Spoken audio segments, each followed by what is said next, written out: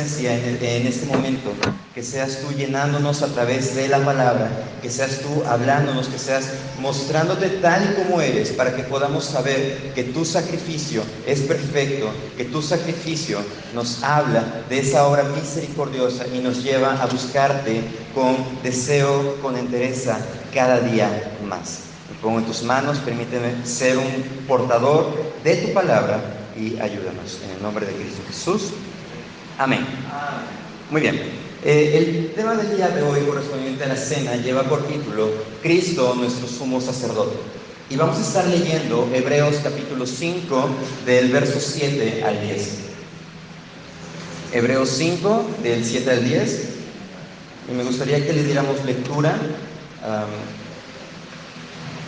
Y me gustaría, le voy a dar una primera lectura del 7 al 10, termino y ustedes le dan lectura igual del 7 al 10.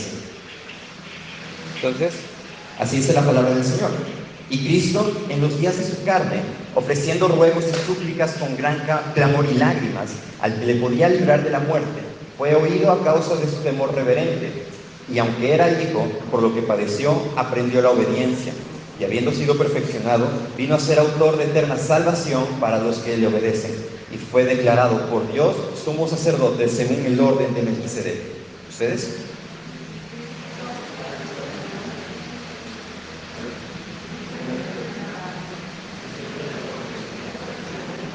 Del 7 al 10, denle lectura por favor. Y Cristo, en los días de su carne,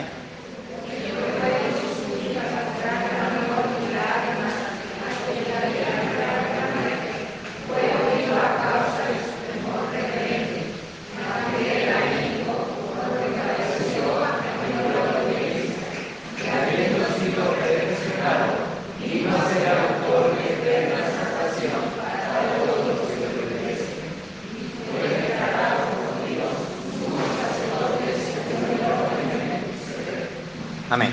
Miren, hay un poema que se hizo un pequeño canto del autor B.H. Price, el cual habla con respecto a la oración de Jesús y específicamente la oración en el Getsemaní. Les voy a leer un fragmento de ese poema. Dice: solo el Salvador oró en el oscuro Getsemaní, solo la amarga copa bebió, sufriendo allí por mí, solo, lo soportó él solo. Por salvar a los suyos se entregó y sufrió, sangró y murió solo. Este poema ciertamente nos habla con respecto a ese momento en el que Jesús se encuentra en el Getsemaní orando y sabiendo que estaba a punto de beber la copa de la ira de Dios. Y para efecto de estos días, de este momento que se dedica como iglesia para recordar o para tener este momento de la cena del Señor, recordemos lo que el Señor Jesús le dijo a sus discípulos, Lucas 22, 19. Y tomó el pan y dio gracias y lo partió y les dijo, y les dio diciendo: esto es mi cuerpo que por vosotros es partido, haced esto en memoria de mí. Cada que nos reunimos y disponemos de compartir lo que es la cena del Señor, es una ordenanza constante de recordar lo que es su obra, lo que fue su obra en la cruz y su sacrificio perfecto. De manera que eso nos lleva a saber lo que Cristo hizo por nosotros. Ok, pero sabemos lo que Cristo hizo. Murió en la cruz, resucitó, nos dio vida y ya. Pero es que va más allá de lo que hizo, sino saber interiorizar, comprender y llevarlo a una práctica constante de lo que es su obra redentora en cada uno de nosotros. Y bueno, entrando en el pasaje, el libro de Hebreos, lo que hace, el autor de Hebreos, lo que hace es llevar a su audiencia a un entendimiento de quién es Cristo. Los lleva a reconocer que deben de conocer la obra que Cristo hizo en ellos. Es por eso que en los primeros capítulos Él les empieza a hablar que Cristo es superior a los ángeles, que Cristo es quien nos da perdón. Y que a través de Él, pues los patriarcas, todas aquellas personas a lo largo de la historia bíblica creyeron en Él, fueron salvos, y ahora nosotros somos llamados a permanecer constantemente en Él. De manera que para este momento lo que sucede es que empieza a hacer una comparativa el autor para remarcar lo que es la obra de Jesús. las labores y funciones de Jesús, las cuales son rey, sacerdote y profeta. Y en estas labores empieza a comparar, empieza a decir, Jesús es superior o fue superior a Moisés, superior a Aarón, e incluso puesto, como dice aquí en el versículo último que leímos, es de acuerdo al orden de Melquisedec. Pero vamos a recordar un poquito con respecto a lo que son los sacerdotes. Recordemos que los sacerdotes fueron instituidos en el desierto. Dios se los dio en las instrucciones a través de Moisés. Y lo que le dijo, vas a llamar a Aarón, a sus hijos, y recordemos que Aarón y sus hijos eran descendientes de la familia de Leví. Entonces la familia de Leví, ellos debían de servir en el tabernáculo que posterior sirvieron en el templo. ¿Cuál era la función del sacerdote? Bueno, la función del sacerdote era estar ante la presencia del Señor, presentar el incienso día y noche, el cual no se debía de apagar, que definitivamente era una ofrenda para Dios. Después, la otra función que hacían era los sacrificios. Los israelitas, las personas del pueblo, llegaban, habían cometido una falta, llevaban su sacrificio, lo presentaban, lo llevaban ante el altar. El animal era puesto sobre el altar, el sacerdote ponía la mano sobre el animal, la mano sobre la persona, hacía una oración y el animal hacía la función de sacrificio sustitutivo, lo mismo que Cristo hizo por nosotros, es lo que se estaba representando en este momento. Entonces el animal era sacrificado y se hacía la obra de expiación de pecados. Aparte, el sacerdote lo que hacía era recibir a las personas que venían con impurezas. Por puro error, algún israelita había tocado algún cuerpo muerto o estaba en un periodo de impureza. Entonces el sumo sacerdote le decía, tienes que pasar por este proceso, ese lapso, apartas del campamento, regresa en una semana, en 15 días y te voy a decir si eres limpio. Ahora sí, eres limpio y presenta tu sacrificio. Pero tenemos otro personaje, el cual es el sumo sacerdote. El sumo sacerdote ciertamente hacía estas funciones, pero él se distinguía principalmente por sus vestiduras y que él llevaba un pectoral en el cual estaban 12 piedras. Estas 12 piedras representaban a las 12 tribus de Israel. El sumo sacerdote, él presentaba sacrificio una vez al año y él entraba en esa ocasión al lugar santísimo. Recordemos que tanto el tabernáculo como el templo estaban divididos en atrio, en lugar santo y en el lugar santísimo. Si lo queremos ejemplificar de una forma, la entrada donde está la cafetería sería el atrio, en donde están las sillas sería el lugar santo, y aquí donde está el púlpito en la parte de arriba sería el lugar santísimo. ¿Por qué era el lugar santísimo? Porque estaba el arca del pacto. En el arca del pacto estaba la tabla de los 10 mandamientos, la vara de Aarón que reverdeció y una porción de maná. Y ahí específicamente estaba la presencia de Dios. Y es por eso que el sumo sacerdote podía entrar una sola vez. Y veamos cómo es que entraba. Él entraba con un cordón amarrado a su pie, a su tobillo, y ese cordón tenía un cascabel. En el que él entraba, él caminaba y pues prácticamente él ofrecía primero sacrificio por el perdón de sus pecados, para después ofrecer sacrificio por el perdón de pecados de todo el pueblo. Y si su sacrificio era acepto, el sumo sacerdote salía vivo. Pero si el sumo sacerdote andaba en pecado, pues era consumido al tan solo entrar al lugar santísimo y nadie podía entrar. Es por eso que con la misma cuerda, con la misma soga con la que estaba amarrado al tobillo, era sacado. Esto para que se demostrara que nadie podía tener acceso ante la presencia de Dios. Es por eso que al momento de Cristo morir en la cruz, se rompe el velo que dividía el lugar santo del lugar santísimo, y ahora Cristo es el acceso ante Dios. Y es que todo este contexto nos sirve para la misma parte final, porque el autor de Hebreos, realmente les invito a que si tienen oportunidad en esta semana, lean el libro de Hebreos, son 13 capítulos muy hermosos. En esos mismos capítulos, a partir el capítulo 5, empieza a hablar con esas funciones de lo que es el sacerdocio, y principalmente habla del sacerdocio de la familia de Aarón, el cual Cristo vino a cumplir. Pero había algo que los sacerdotes debían de hacer, era ofrecer sacrificios. Y es por eso que en el versículo 7 del capítulo 5 nos dice, y Cristo en los días de su carne ofreciendo ruegos y súplicas con gran clamor y lágrimas al que le podía librar de la muerte, fue oído a causa de su temor reverente. ¿Por qué no dice que Cristo en los días de su carne ofreció ruegos y súplicas? Bueno, porque principalmente su sacrificio perfecto fue en la cruz.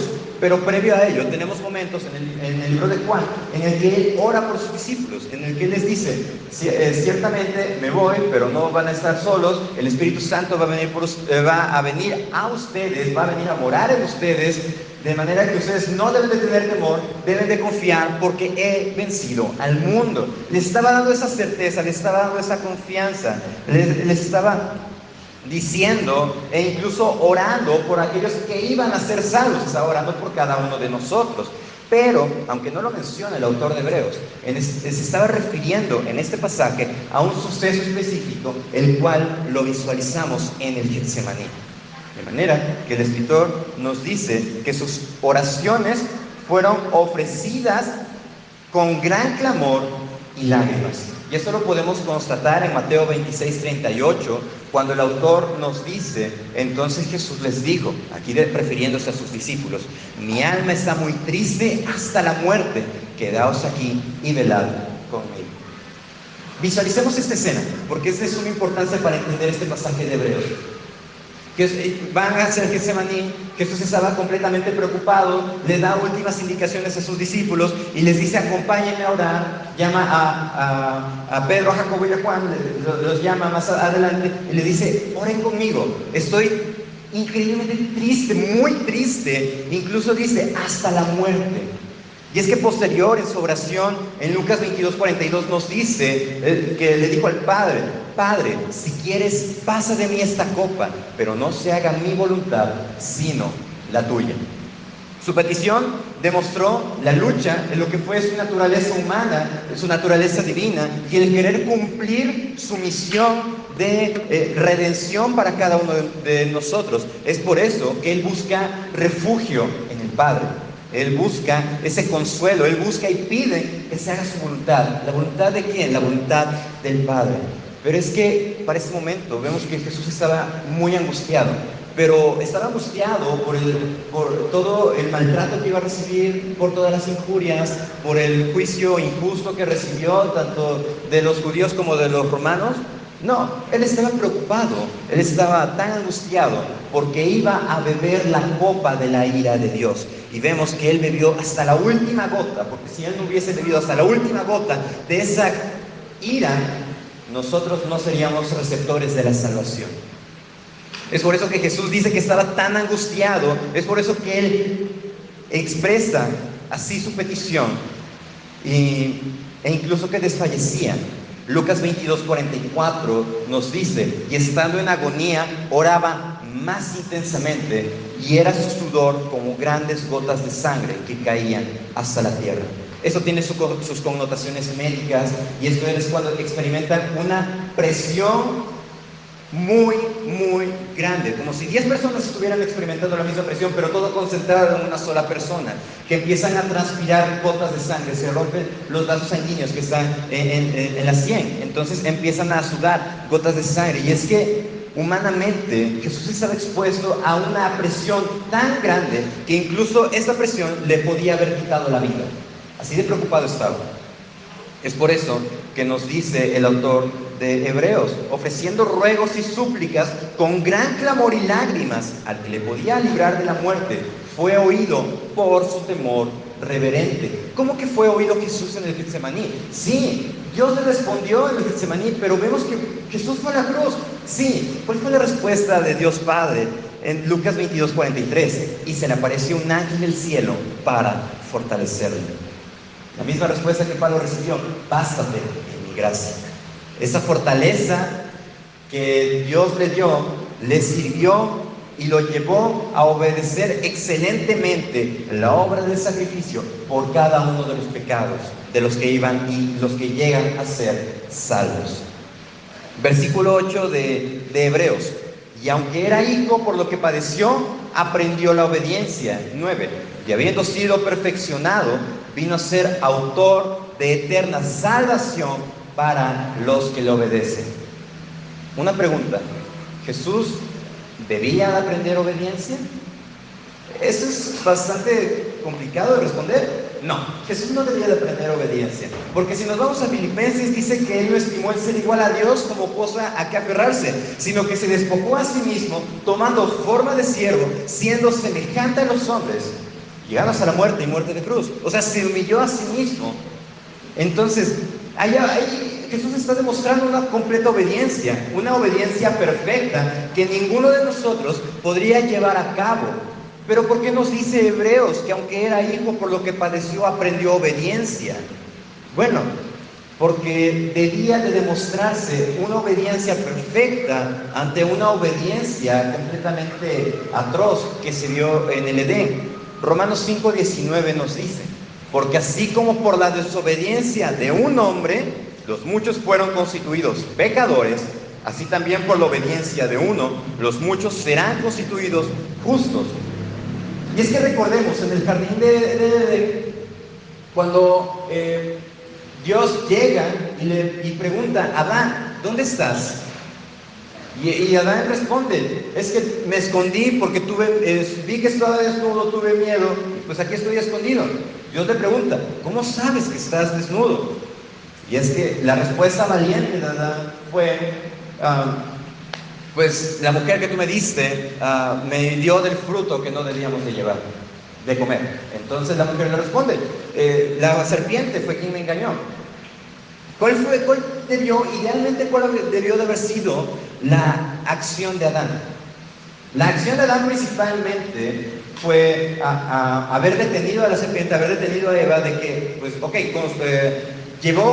comió del fruto, pero Dios nos dijo que no. Entonces, que la culpa caiga sobre la serpiente y que, pues, en mí recaiga las consecuencias. Porque definitivamente estoy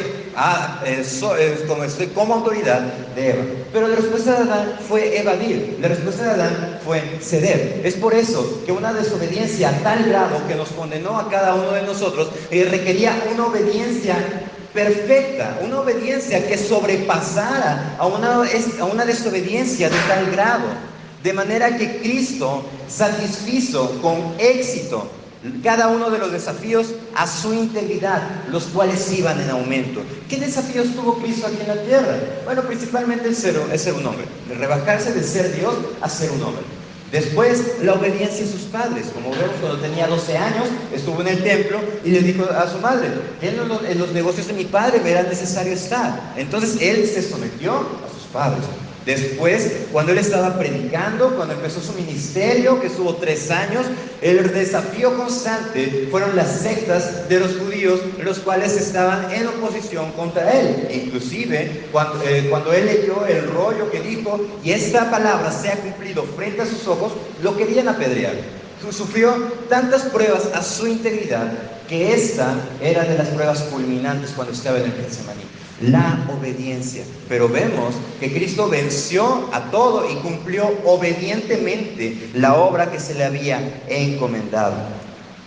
Cristo cumplió con éxito cada una de las pruebas que iban en aumento, llegando a su punto culminante en la cruz.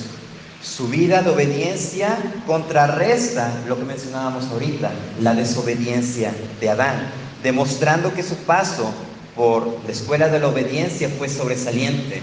Creo que ni siquiera era suficiente ponerle un 100 de la escuela de la obediencia a Jesús. Ni siquiera con una nota laudatoria se podía congratular todo lo que Él hizo por cada uno de nosotros. Entonces, es por eso que nos dice en el mismo versículo 8: aunque era hijo, por lo que padeció, aprendió la obediencia. ¿Para qué? Para demostrarnos algo. Versículo 9: y habiendo sido perfeccionado, vino a ser autor de eterna salvación para los que le obedecen. ¿Cómo que fue perfeccionado si él ya era perfecto? ¿Acaso el autor de Hebreos está entrando en una contradicción? No, en ningún momento la Biblia se contradice. Y es que lo hermoso es que la misma Biblia se explica a través de sus pasajes. No está entrando en una contradicción, sino lo que nos está diciendo en el mismo versículo pasado es que Cristo era y es perfecto. Su vida demostró una total y completa obediencia y dependencia a la indicación a la obra que el Padre le había mandado a llevar a cabo. De manera que nos dice que fue perfeccionado, no porque necesitase ser perfecto, sino porque Él fue establecido como totalmente apto, como totalmente capacitado. Nos dice, habiendo sido perfeccionado, habiendo sido total y completamente capacitado para lo que iba a llevar a cabo. ¿Qué iba a llevar a cabo? Vino a ser autor de eterna salvación para los que le obedecen. Él fue colocado como el autor del mejor relato, si lo podemos poner en una metáfora. Él llegó a ser autor de la salvación. ¿Pero a quiénes? Aquellos que le obedecen. ¿Pero por qué aquellos que le obedecen? Porque Él demostró obediencia siendo hombre. Es por eso que nos dice que Cristo nos puede socorrer en nuestras aflicciones, en nuestras debilidades, porque Él como hombre que fue, entiende lo que es nuestra debilidad. De manera que podemos acercarnos, como dice en el mismo capítulo 4 de Hebreos, confiadamente al trono de la gracia, donde podemos hallar gracia y oportuno socorro. Pero esto porque Cristo es el camino. Cristo abrió el camino y en Él nosotros tenemos salvación. Es por eso que Él se consuma como autor de la salvación.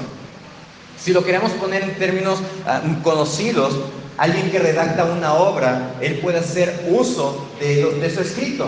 Él puede publicarlo, él puede venderlo, él puede poner las citas que quiera en redes sociales, él puede poner las citas que quiera en algún producto que tenga licencia. ¿Por qué? Porque él lo registró con sus derechos de autor. Ahora, ninguna otra persona que lo escriba lo puede adecuar o lo puede poner como su autoría, porque estaría infringiendo las normas del derecho de autor y estaría cometiendo un delito. Entonces, aquella persona que es autor puede dar derechos de ocupar su obra. Es por eso que aquellas personas que requieren ocupar o necesitan un escrito, pues lo tienen que firmar, lo tienen que citar en un formato debido para no incurrir en un delito. Ahora, todo esto para que nosotros podamos entender que con Cristo nosotros no tenemos que citar en un formato específico, sino que debemos de llegar a Él, nos entrega las mismas normas, nos entrega su palabra y nos dice, obedece fielmente. Mueres a tus pecados, resucitas conmigo, es lo que simboliza el bautismo y ahora obedece en toda tu manera de vivir. Es por eso que nos dice acá, vino a ser autor de eterna salvación. El autor F.F. Bruce nos dice, o lo expresa de esta manera, la salvación que Jesús ha logrado es concedida a todos aquellos que le obedecen. Hay algo apropiado en el hecho de que la salvación que fuera lograda por la obediencia del Redentor sea accesible a la obediencia de los redimidos. Somos redimidos por la obediencia, pero esto por la obediencia de un solo hombre. Lo queremos ver desde los términos bíblicos, somos condenados por la desobediencia de Adán, pero somos aceptados por la obediencia de Cristo. Es por eso que Él puede hacer esa obra que vamos a ver en el mismo versículo 10. Dice, y fue declarado por Dios sumo sacerdote según el orden de Melquisedec. Es que este mismo pasaje lo que nos llama es a un entendimiento total, a una apreciación total de la obra de Cristo. Es por eso que si queremos conocer quién es Dios, si queremos conocer sus funciones, sus labores, podemos recurrir al libro de Hebreos, porque Cristo está impregnado en el libro de Hebreos, en definitiva. Y es que, siguiendo la misma secuencia, versículo 9 nos dice que fue perfeccionado, fue completamente apto para ser colocado como autor de salvación. Ahora, los que le obedecemos podemos tener acceso a la salvación. Y nos dice que por esa misma colocación como autor de salvación, y al ser el sacrificio que dio su vida y la volvió a tomar, o sea, nadie le quitó su vida, sino que Él la dio por sacrificio, nos dice el mismo autor que Dios lo llama sumo sacerdote, y esto lo llama de acuerdo a lo que es el orden de Melquisedec. Sería tomar mucho tiempo explicarlo, pero nada más recordemos que Melquisedec fue quien le apareció a Abraham cuando había tomado los despojos de la guerra contra los reyes que tomaron a su sobrino Lot, y él le entrega los diezmos. Lo que nos dice el autor, resumidas cuentas, es que como el patriarca de la tierra de Israel se pudo someter a alguien, y eso era porque era alguien superior. Dios, el Espíritu Santo permitió que Melquisedec fuese registrado nada más como Melquisedec, que no tenía ni antecedentes, que no tuvo tiempo de deceso, sino que nada más estaba ahí. Esto para simbolizar la obra de Cristo. Al Cristo ser colocado como sumo sacerdote de acuerdo al orden de Melquisedec, nos quiere decir que Cristo está haciendo esta obra de sacrificio, de intercesor, de mediador por cada uno de nosotros, y lo hace de manera eterna, perpetua, que no tiene principio, que no tiene fin y que no posee restricción alguna, de la obra que lleva a cabo. Y esto es lo que hace que nosotros podamos acercarnos con completa confianza, porque el sumo sacerdote que está presentando sacrificios ante Dios, ya no tenemos el pendiente de que si estaba en pecado, entre al lugar santísimo y muera. Ya no tenemos ese pendiente, porque Él fue el sacrificio que se entregó. Él dio su vida, la misma labor que hacía el sacerdote: poner su mano sobre el sacrificio, poner su mano sobre el israelita pecador, y el animal hacía esa obra sustitutiva. Cristo lo hizo. Es por eso que la misma Biblia nos dice: ya no necesitamos más sacrificios de machos cabríos, ya no necesitamos más, porque en Cristo tenemos todo. En Cristo tenemos el sacrificio perfecto y en Cristo tenemos el mediador perfecto. En Cristo tenemos ese sumo sacerdote que se entregó a sí mismo para ofrecer esa ofrenda ante Dios. Recordamos cuál era la otra de las funciones de los sacerdotes y también de los levitas: tener ese incienso que estaba ante la presencia de Dios día y noche, día y noche. En Apocalipsis nos dice que son las oraciones de los santos.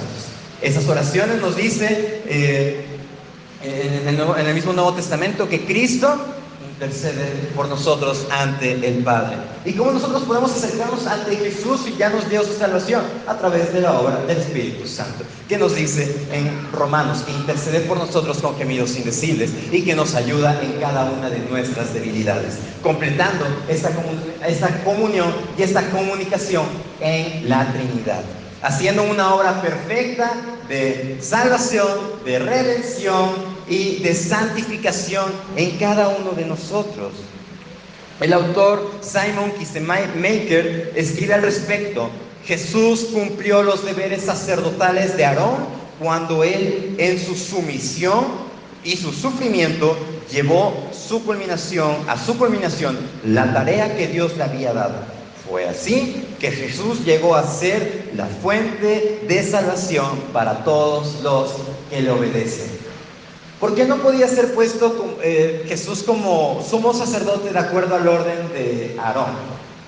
Pues porque el orden de Aarón: moría una generación y se levantaba otra. Era un ciclo repetitivo, un ciclo de la vida, el cual no podía ser instituido. Es por eso que debía de ser un orden perfecto, un orden que no tiene fin, un orden que no tiene restricciones, porque todo está en Él. De manera que nosotros tenemos un sumo sacerdote que está delante de Dios: Cristo nuestro Salvador, quien dio su vida, quien experimentó el sufrimiento y bebió la copa de la ira de Dios. ¿Y esto para qué? Para que nosotros podamos experimentar y apreciar su sacrificio, su salvación, y más importante, recordar su obra de salvación. Y esto nos debe de llevar a reconocerlo en todo nuestro vivir. Y así rendirnos completamente ante Él, en arrepentimiento, en sumisión, en obediencia, para que el autor de la salvación sea escribiendo cada palabra en las páginas de nuestros corazones, haciendo vida su pacto perfecto de gracia, el cual empezó en la resurrección, la cual nos llevó a través de Él como camino y mediador hacia el Padre. Cristo es nuestro sumo sacerdote. Es por eso que nos dice acá que aunque era hijo, por lo que padeció, aprendió obediencia. Esa obediencia nos sirve ¿para qué? ¿O para qué le sirvió? Para posicionarse como autor de eterna salvación.